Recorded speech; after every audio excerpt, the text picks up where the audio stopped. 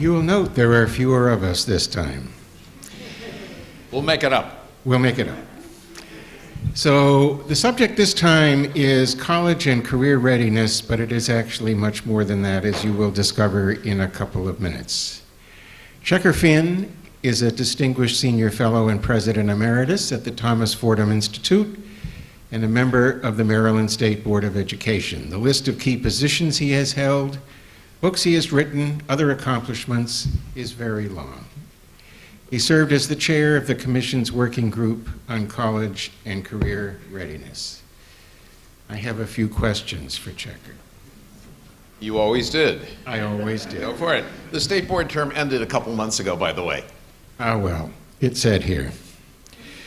Early on in the work of the Commission, Tucker, we pointed out that the majority of American students going off to some form of higher education are actually doing what would be considered high school level work in most of the top performing countries. And they actually have a hard time doing that. So we challenged the Commission to set a standard of college and career readiness that most students would be expected to meet, not at the end of high school, but at the end of their sophomore year in high school. Not only did the Commission do that, but it did it in a way that would revolutionize the way high school is actually organized. And if successful, would enable almost all high school students to leave high school far better educated than they are now. Tell us, if you will, how that would work, and if you will, how the new CCR standards would drive big changes in the elementary and middle schools, creating a system in which students who start falling behind will get more teachers, more time, more help. Not after they have managed to go down the tubes, but just as soon as they start to fall behind. How would that all work? Well, you could accuse us, of course, of magical thinking.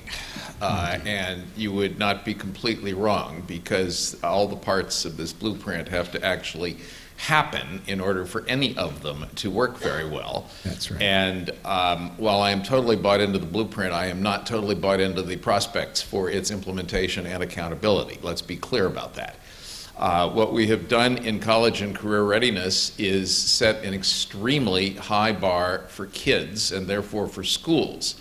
The bar you suggested, which is college and career readiness, which today would be the equivalent of a score of 4 on the PARCC exams in reading and math, by the end of 10th grade. Now, we're talking about 85% of kids getting there by the end of high school, 65% of kids getting there by the end of 10th grade. This is a state where about 40% of the kids are now getting there at the end of high school.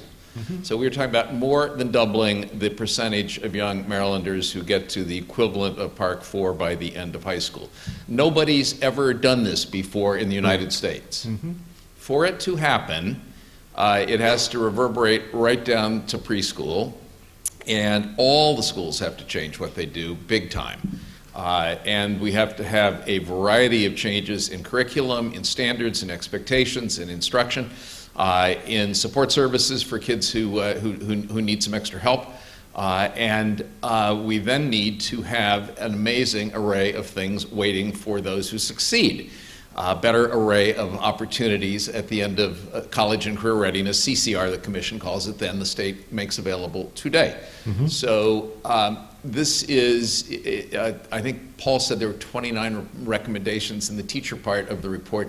There's more than that in the college and career readiness part of the report. It's not as expensive in dollar terms, but it's going to be at least as expensive in effort terms.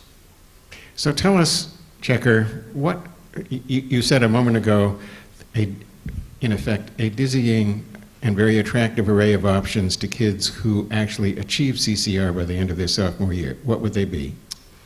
Well, we laid out 4 pathways, 3 pathways and a default or fallback for kids who achieve CCR, preferably by the end of 10th grade, but they can join it whenever they get there. It could be sooner, for many it will be later. The goal is the end of 10th grade. I didn't do anything to it. Hello? It's got a number on it. Try another. Try another one. All right. Microphone readiness. One path is essentially four-year university AP IB style. Second path is essentially early college, high school, community college style.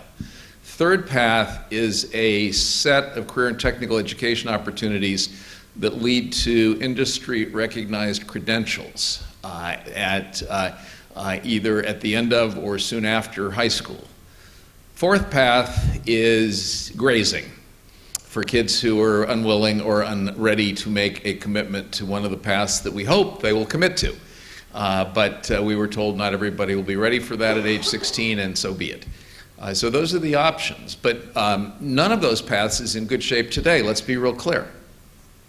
Let's, a couple of things.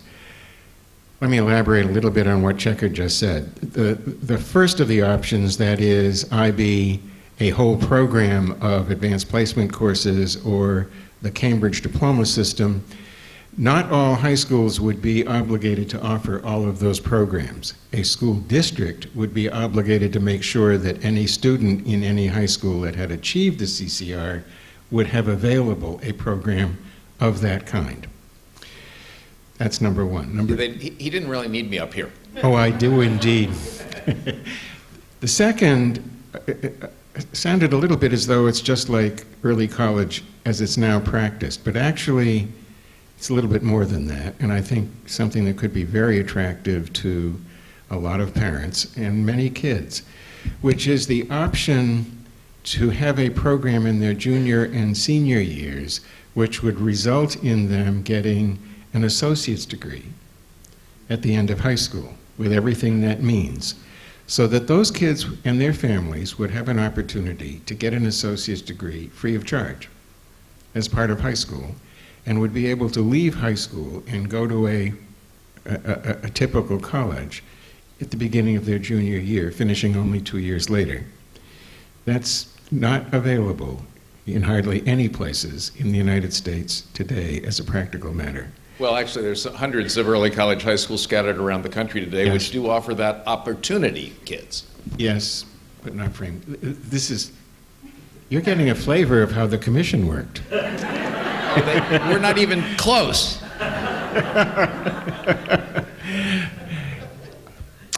The next question, Checker, I think, is when we say college and career ready, the commission actually has a proposal for how to determine whether one is college and career ready. It's exam-based right now, and it is, I mentioned PARC for right now, but the state is going through its own launch of a new assessment system, and the standard actually needs to be benchmarked in order to know whether what we are calling college and career ready is equivalent to what the rest of the world might regard as college and career ready. And that benchmarking process is a research study, frankly. We're piggybacking at the very early days on studies of this kind that NCEE did a few years ago. But the mandate to the state is to undertake essentially a new benchmarking study to go with the new state exams to determine that what we are dubbing college and career ready for Maryland isn't sui generis, that it is in fact equivalent to the best in the world, which we've been using as our benchmark for the whole commission. It comes as news to most people that although the phrase college and career ready It trips right off the tongue, doesn't been it? tripped right off the tongue in this country for at least 20 years, there has been, prior to the research that we did a few years ago, NCEE, no research on what that actually meant. And so almost everywhere, almost anybody has been free to define it as they wish. What would happen in Maryland, as Checker just said, is that there would actually be research on what is actually required in order to be successful in Maryland's community colleges. Why community colleges? Because half the kids in this country who go to four-year colleges start out in community colleges. So if you're not ready to succeed in a community college, in effect college prep program, first 2 years of college. With credit-bearing courses. With credit-bearing courses, you're not ready to go to college. So that's one reason to look at the community college actual standard. The second is because most of the serious vocational education that goes on in the United States is not done in high schools. It's done in our community colleges. So if you're not ready to succeed in the first year of community college, you're not ready for college and you're not ready for a career. So the whole thing really rests on an empirical determination of what it takes to succeed in the first year of community college, which is why if you can reach that point at the end of your sophomore year, you are not only much more ready for AP, for example, than most kids are who now take it, you are also, in fact, ready for college. That's right. If you will, the structure. Let me just pick up on something you said a minute ago when you began. You are now totally bought in effect, to this whole structure, the blueprint, as you put it. Why? Blueprint's what it says up there. Yes. Because the vision is not only compelling, it's necessary, actually, to have a successful future for the state and the people in it. And the parts of the commission report integrate conceptually very well as we intended, and they reinforce each other. But as I also said, they carry with them not only a large price tag, but an immense implementation and accountability challenge. And that's where I begin to have my worries. You are not alone. When the Commission saw the data comparing what counts as vocational education in Maryland, Checker, with vocational education in the top-performing countries, they were dismayed. You asked us to come up with a design for a very different and more powerful career and technical education system based on the best designs in the world. You came to see, at least as I understood what was going on, you seemed to see that vocational education in the United States, not just in Maryland, is widely regarded as the place kids have to go if they can't do academics. It is, in effect, the default option for kids who can't succeed in school. And you shared our conviction that it could be much more than that if employers get much more involved and actually wind up driving the system. What are the main outlines of the design? How will it be governed? How can the state make sure that employers do end up in the driver's seat and that they do provide the opportunities for work-based learning that the students will need? Well, there's both an elaborate plan and an elaborate governance system in the commission report here. The plan contemplates deep involvement of employers and using career certification as the benchmark for successful career and technical education, rather than taking a couple of courses. Right now, the besetting problem with CTE, as it is known in most, though not all, secondary schools in most of the country, not just Maryland, is that you're regarded as a CTE concentrator if you take 2 or 3 courses, and the assumption is that that actually is doing you some career good.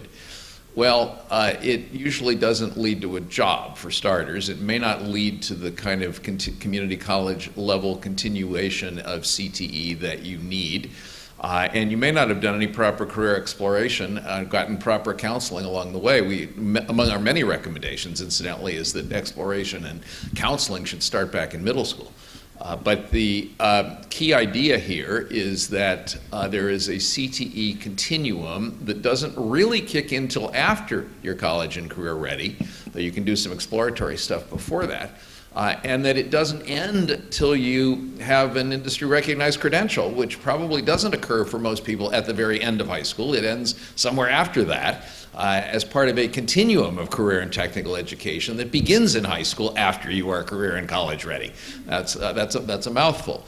To try to make this happen is going to require big changes in high schools, in apprenticeship programs, in community colleges, and in the integration of all these things. And toward that end, there's a complicated governance suggestion that's sort of based within the Governor's Workforce Development Commission to create a kind of a quasi-governance structure for CTE in order to bridge all of these entities that need to be part of a coordinated, comprehensive CTE system that isn't just a set of high school courses. Let me just change course here and come back in a second. You've been a leader of the movement for choice in charters in the United States. The Kirwan report says virtually nothing about choice in charters, Would you tell us why and how you think a state considering following in this, in the framework that Kirwan provides, might treat choice in charters within that structure? Sure. And thank you for the opportunity. And if you read my individual statement packaged within the commission report, you will see that the absence of attention to choice and charters is my principal grievance with the report that I signed on to. That was true for several other commission members, but sadly not a majority of the commission, which could barely find itself able to mention the word all schools, and meant to include charters as well. The schools of choice, I mean, in effect, we're asking kids to make choices at the end of career and college readiness. You can't make choices if you don't have choices to make. And if the system tells you where to go to school, your choices are limited. I mean, the whole commission report presupposes a world of options as well as standards, and yet it's trying to be implemented in a state that currently doesn't believe in options. So, I mean, Maryland's allergic to school choice. It is arguably the most allergic of any state in the country. So we're going to have options for kids, but not, unless we're able to produce an education system that gives people the ability, and their parents too, at an earlier age, to select the right place for them. Tucker, thank you. You're welcome.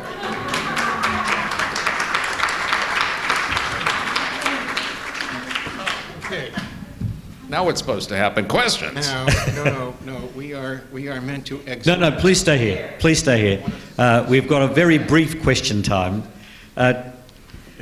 Checker, there are two questions that we want to pose to you. And this has come forward in a variety of ways.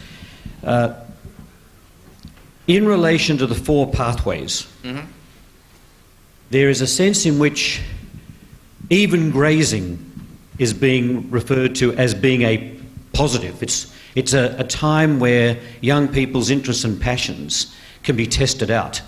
So rather than a pathway that may have lower status in some people's minds, it could be a very powerful pathway. But the other point that's coming through loud and clear is that differential status that's been attached to those pathways is something that you are arguing needs to be overcome in the terms that you've just discussed with Mark. Now, the argument I'm getting is that I know all of this is a system, but a serious game changer is going to be the interface between high school and further education and the world of work. Paul talked about the importance of the demand side. People are asking, not only do we have a very complex system that we're going to have to embrace, but you have to shift people's heads. What's your view? How do we get a mind shift about the fact that in many countries there is not differential status, right? There's not head-hand dichotomies. What do you reckon about the mind shift? Major. I mean, it's a cultural change that the country as general hasn't made. We've actually so worried about what we used to call tracking that we actually ended up poo-pooing vocational education on grounds that it was, and we've turned it into lower status, partly because it once was, and partly because we get onto this kind of college for everybody kick on a kind of grounds, a kind of almost a fake equal opportunity notion that everybody must go to college. Well, getting beyond that is going to require liberals and conservatives alike. It's going to require cultural leaders, opinion leaders, political leaders. It's going to require a whole lot of things. The country doesn't very often change its mind about what it values. How to make that happen is there's no recipe for how to make that happen. I think for Maryland, it's going to require a sustained level of political and social leadership that we have not yet seen. Thank you. Mark. Let me say a couple of things on this point. Most Americans have, if you look at the statistics, about half our kids go to some form of college. Start, excuse me. When I go to was literally meant. That doesn't mean they finish. Yeah. Right? Yeah.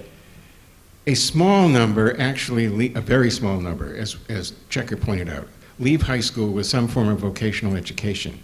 That leaves an awful lot of kids who we do not talk about. When I started my remarks today, I made a comment about a recent article in the Baltimore Sun about cashiers. That's who those kids are. They're the kids who aren't going to college, and they aren't this very small number that leave with a vocational education. They just drift out of high school. Yeah. Yeah. In the top performing countries, that is not what happens. Vocational education, or in this country, career and technical education, is a serious option. It is taken seriously by parents and families because it leads to bloody good careers that pay well and for which people have a lot of respect. In order to do that, we have to recognize that that kind of vocational education doesn't end in high school, except for a very few kids. One pursues it. If you look in Singapore and Switzerland, what you see is applied universities. You see polytechnics. You see a whole skein of experiences for young people that they can start, they can go to work, they come back, they take the next phase. They wind up with post-secondary degrees. Some of them wind up with PhDs. They wind up in the corner office. That's what it's going to take. It isn't going to take haranguing people. It's going to take setting up a system in which opportunity and status is attached to this kind of education. Thank you. Okay, Checker, here's a question that's come through that will be a nice segue into the final panel. You were a member of the Board of Education. Yes. There were a couple of members of the Board of Education who were on the Commission. Yes. You were regarded as being reformers. Yes. The question... You're doing great. I'm doing well. The question is this. As the implementation of the recommendations goes forward, the role of the Board of Education will be crucial. What is your prediction about the level of reform appetite that the Board of Education will have as a crucial partner in the implementation of the Commission's recommendations? Well, it's David Steiner's problem now, and he's on the next panel. Appetite is one thing. Capacity to find and digest food is another. The board has, over the years, when it's set out on reform agendas, often ended up having the rug pulled out from under it by the legislature. Let's be real honest about this.